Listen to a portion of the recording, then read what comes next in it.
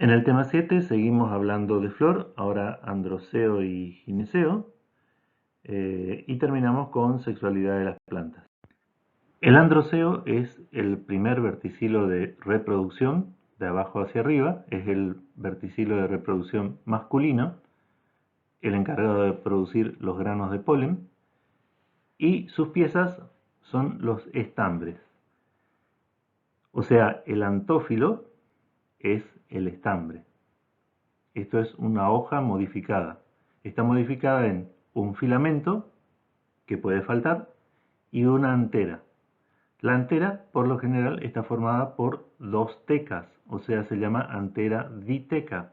Puede ser también una antera monoteca. Esto es una teca, esto es otra teca. Si yo hago un corte transversal a esta altura, voy a ver esto que está acá, que es parte de anatomía de la antera, que lo vamos a ver más adelante, donde hay un tejido que se llama conectivo que está uniendo a ambas tecas.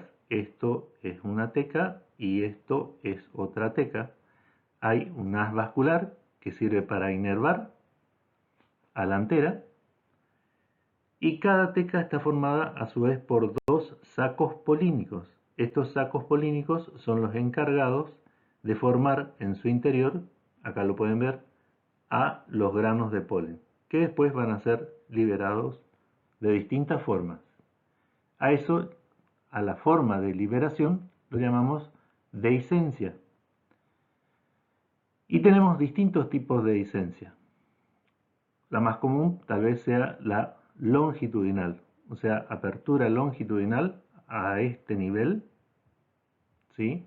Donde se produce la separación de los sacos polínicos para permitir la salida de los granos de polen. Después tenemos la valvar, donde hay pequeñas valvas que se separan y se levantan para permitir la salida de los granos de polen. La dehiscencia transversal, que es bastante rara. La dehiscencia poricida, que permite la salida de los granos de polen por un poro hacia el ápice de las anteras. Acá tenemos variantes en la inserción de las anteras con el filamento. Si el filamento se inserta por debajo de las anteras son basifijas. Si se insertan en el dorso, son dorsifijas, y se insertan en el ápice, son apicifijas. Vamos a hablar del número de estambres, y la verdad que esto es muy variable. Tenemos desde flores monandras, o sea, flores con un solo estambre, lo que se da en muchas euforbiáceas. Acá tenemos una inflorescencia de Euphorbia pulcherrima, donde tenemos varias flores masculinas, pero cada flor masculina está representada por un solo estambre. También podemos tener flores diandras, flores poliándricas, como en estos ejemplos que tenemos acá. Acá se acaben, donde hay una inflorescencia que tiene muchos estambres, y son justamente los estambres los que llaman la atención, no la corola, como en el ejemplo también de esta Myrtaceae Callistemon rigidus. La relación que existe con el número de estambres y el número de pétalos nos da las flores isostémonas, cuando el número de estambres y pétalos son iguales, y flores diplostémonas, cuando el número de estambres es el doble que el de los pétalos. La posición y la longitud de los estambres también puede variar. Por ejemplo, la posición en relación con los pétalos, podemos tener estambres alternipétalos. Otra vez tenemos este diagrama floral donde el ciclo externo representa el cáliz. Estos representan a los pétalos. Fíjense que la representación del estambre, que es esto, está alternando con la de los pétalos. Y los estambres opositipétalos, lo que significa que están opuestos a los pétalos. Acá esto representa al pétalo y esto representa al estambre. Cada estambre o cada pétalo con su estambre. La longitud de los estambres también es variable. Tenemos estambres inclusos cuando los estambres no llegan a sobrepasar la longitud de la corola, o estambres exertos cuando los estambres son muy largos y sobrepasan por mucho la longitud de la corola. Si tenemos distintas longitudes de estambres, también podemos tener estambres didínamos, cuando tenemos dos longitudes distintas, o estambres tetradínamos, cuando hay repetición en la longitud de estambres de al menos 2. Ahora vamos a hablar de dos fenómenos que no son exclusivos del androceo. El primero es la cohesión, que se da cuando se unen piezas del mismo verticilo. Como estamos dando androceo, vamos a ver los ejemplos que tenemos en el androceo, pero podemos tener cohesión en cáliz, corola, androceo y gineceo. O sea, unión de piezas del mismo verticilo. Los estambres pueden estar soldados solamente por los filamentos, y las anteras pueden estar libres. En ese caso vamos a tener un tubo estaminal y el androceo va a ser monadelfo, formando un solo cuerpo. En el androceo diadelfo se van a formar dos grupos o dos cuerpos, ¿sí? Como en el caso del ceibo, donde hay 9 estambres juntos y uno libre. Esto de acá del medio es el gineceo. Ahí tenemos androceo diadelfo. Y en el androceo poliadelfo tenemos muchos grupos. En Hipericum, por ejemplo, tenemos muchos grupos de estambres. Los estambres también pueden estar soldados por filamentos y anteras. En este caso, en el de la ceiba o palo borracho, están soldados por filamento y antera, formando un solo cuerpo. Allí esto se llama sinandro. También lo pueden encontrar como en alguna bibliografía como sinfiandro. Cuando los estambres están soldados solamente por las anteras y los filamentos están libres, tenemos un androceo sinantéreo. Sin está indicando la unión de anteras. Estambres soldados por las anteras solamente. Esto se da por lo general en las asteráceas o margaritas. El otro fenómeno que tenemos es el de la adnación, que es la unión de piezas de diferentes verticilos. El más común que vamos a encontrar es el de la unión de corola con androceo.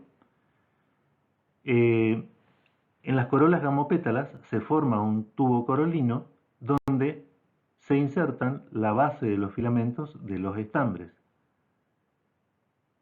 A eso se llama adnación, unión de piezas de diferentes verticilos. En Asclepiadaceae tenemos la formación de un ginostegio, que es una estructura que se forma por unión de las anteras con el estigma, o sea, verticilo de androceo con gineceo. Todo el contenido de una teca va a formar un polinio.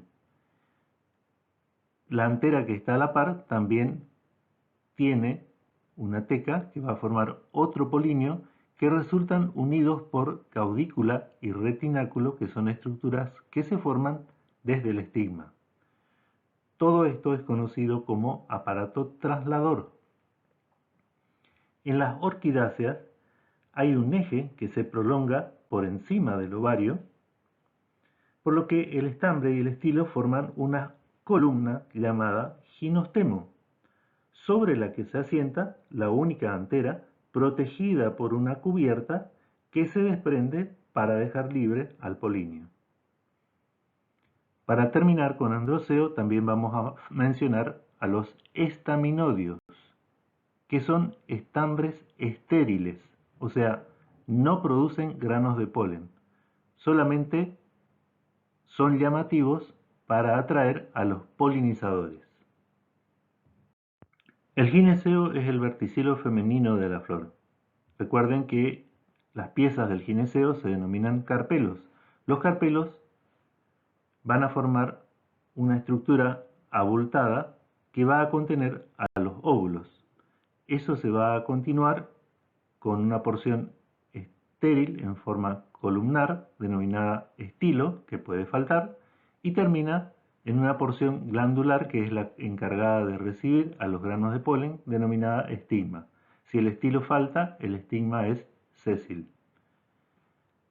Los carpelos pueden estar libres entre sí o unidos entre sí. Si están libres, el gineceo es dialicarpelar o apocárpico, como es el caso del calanchoe. En este ejemplo tenemos 4 carpelos libres entre sí. Cada carpelo va a formar un ovario, estilo y estigma. El término pistilo es sinónimo de gineceo. En el ejemplo de Brachychaeton tenemos un gineceo gamocarpelar o sincárpico, o sea, los 5 carpelos están unidos entre sí para formar un solo pistilo con un ovario, un estilo y un estigma. Vamos a hablar de variantes en estilo y estigma. La variabilidad en el estilo puede ir de distintas longitudes, desde muy cortos o, como dijimos, puede faltar por completo, hasta muy largos, como en ciertas variedades de maíz, que puede llegar a tener hasta 30 centímetros. Es lo conocido como la barba del choclo. Esos son los estilos de las flores del maíz, las flores femeninas del maíz.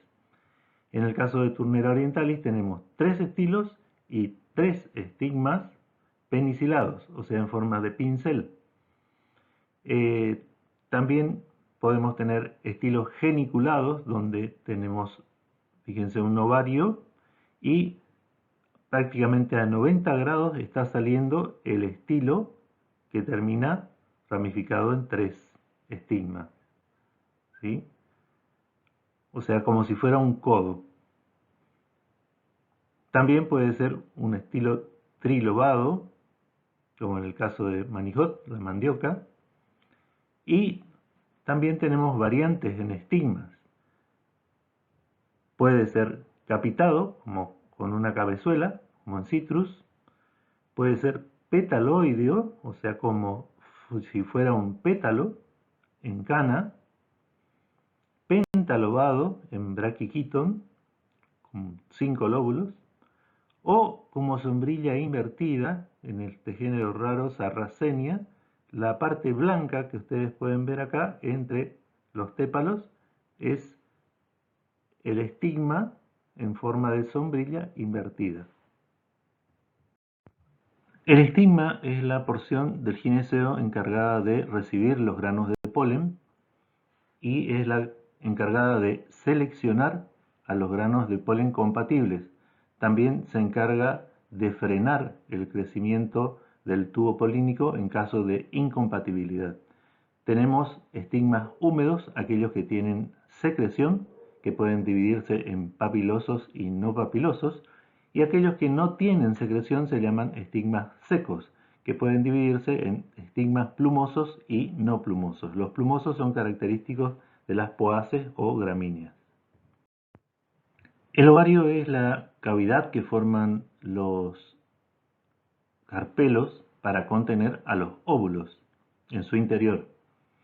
Sería la base del gineceo, sobre la que se continúa el estilo y el estigma.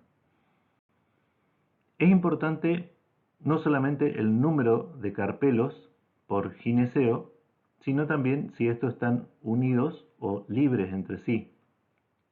También importa, ya sea un carpelo o muchos carpelos, el número de lóculos o espacios internos o cavidades internas que deja el ovario. En el caso de este esquema, vemos que se trata de una sola cavidad, entonces se denomina ovario unilocular. El espacio que deja internamente se denomina lóculo. En este caso tenemos 2, por lo que el ovario es bilocular, y en este caso es trilocular. Vamos a ver tipos de placentación. El tejido en la cara interna del carpelo sobre el cual nacen los óvulos se denomina placenta. Por lo general están ubicadas a los márgenes del carpelo. Acá tenemos un solo carpelo. En los márgenes del carpelo, este es un corte transversal, sería de un ovario. En los márgenes del carpelo tenemos ubicada la placenta, desde la cual se originan los óvulos. La placentación es la disposición de las placentas y los óvulos dentro del ovario. Si tenemos un solo carpelo, es el más sencillo de todos, la placentación va a ser marginal. Cuando tenemos varios carpelos unidos y un solo lóculo, y los óvulos están dispuestos sobre la pared del ovario, la placentación es parietal. Si de igual manera hay un solo lóculo, varios carpelos unidos, en este caso 4 carpelos, tetracarpelar, unilocular, con un eje en el medio sobre el cual se depositan o crecen los óvulos, la placentación es central.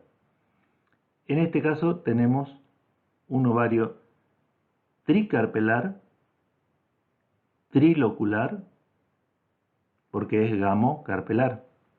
O sea, los carpelos están unidos entre sí y dejan 3 cavidades. La placentación es axilar. En los casos donde hay un solo óvulo que toma posición basal, la placentación es basal. Si toma posición apical, la placentación es apical.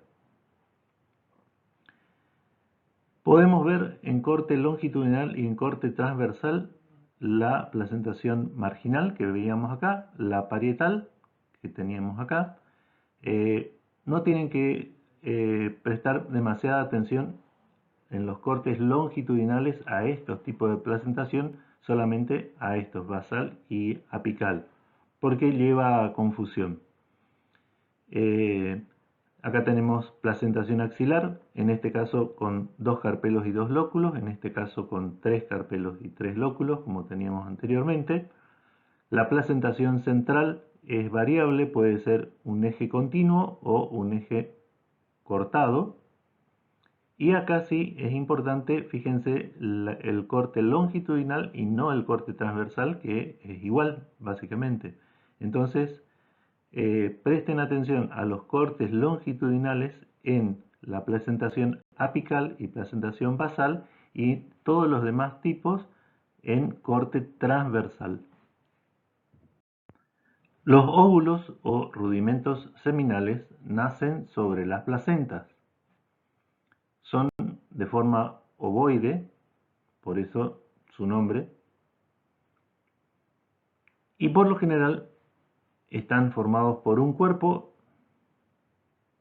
una masa central llamada nucela, un pie que lo une a la placenta llamada funículo, y una región basal que une ese pie con la nucela llamada cálasa. Y la nucela está rodeada por uno o dos tegumentos. Un tegumento es lo general en gimnospermas, hay excepciones, y también dentro de angiospermas tenemos tanto monocotiledonias como eudicotiledonias con un solo tegumento, pero lo general es que tengan 2 tegumentos. Esos tegumentos en el ápice dejan una abertura que se denomina micrópilo. Es importante tener presente el nombre de funículo, cálasa y micrópilo para ver los distintos tipos de óvulos, o por lo menos 3 óvulos básicos que vamos a tener que reconocer. El óvulo ortótropo es aquel que tiene en línea recta funículo, cálasa y micrópila. Orto significa recto. Cuando el óvulo está recto, el óvulo es ortótropo. El óvulo anátropo, que es el más común de todos, sufre una torsión de 180 grados en su cuerpo completo, la nucela, por lo que el micrópilo queda mirando hacia la placenta. El funículo se extiende por un lado del lóbulo hasta la cálasa, justo en el lado opuesto del micrópilo, y de allí se continúa para que el micrópilo quede junto a el funículo. Tenemos entonces un óvulo anátropo. El tercero es un poco más complejo, el campilótropo, es bastante común en las leguminosas, los porotos lo tienen, donde tenemos que quien sufre la torsión es el cuerpo de la nucela, el funículo es corto hasta llegar a la cálasa y el cuerpo de la nucela se tuerce y otra vez el micrópilo queda cerca del funículo. Este es el óvulo campilótropo. Llegamos a diagrama y fórmula floral, que suele ser un tema bastante áspero, difícil de interpretar hasta que logran tomarle la mano, por lo que tanto la fórmula como el diagrama floral tratan de representar esquemáticamente todos los caracteres de una flor. En la fórmula floral vamos a ver símbolos, letras y números para representar en forma escrita los caracteres de una flor. Tenemos la disposición, que habíamos visto que tenemos dos posibilidades, la helicoidal y la verticilada. En cuanto a simetría, tenemos actinomorfa, zigomorfa o asimétrica. En sexualidad tenemos masculina, femenina o hermafrodita.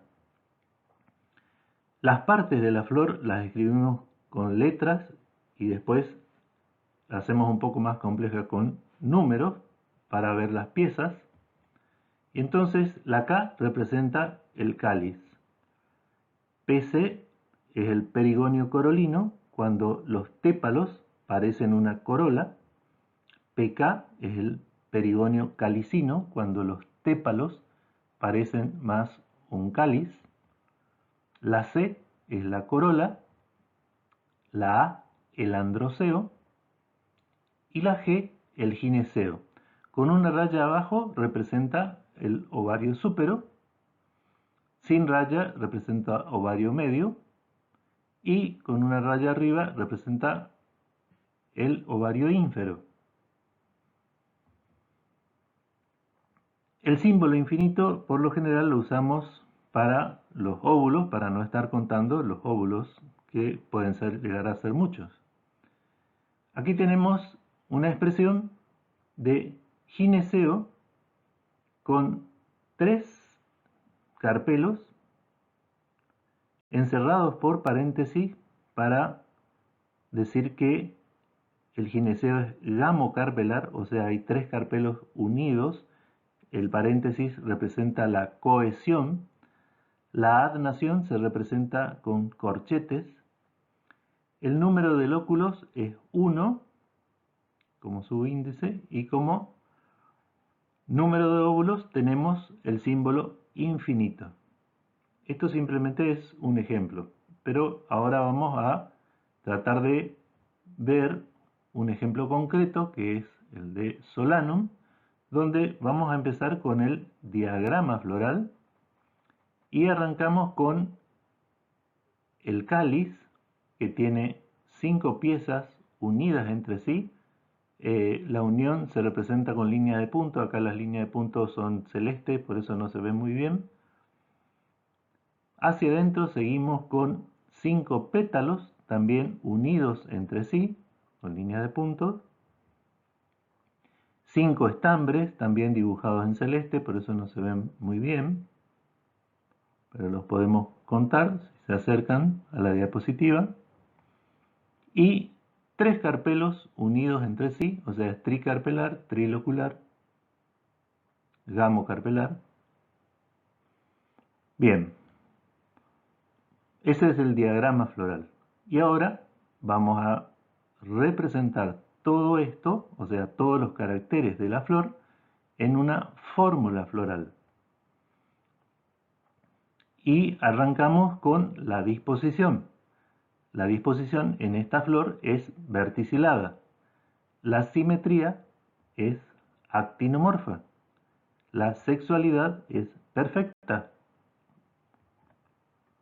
El cáliz, como podemos ver en el diagrama floral, tiene 5 piezas unidas entre sí. Habíamos dicho que el paréntesis representa la cohesión. La corola también tiene 5 piezas unidas entre sí. El androceo tiene 5 piezas libres, pero están unidas a la corola. O sea, hay adnación y eso se representa con corchetes. Seguimos con el gineceo, que tiene un ovario súpero.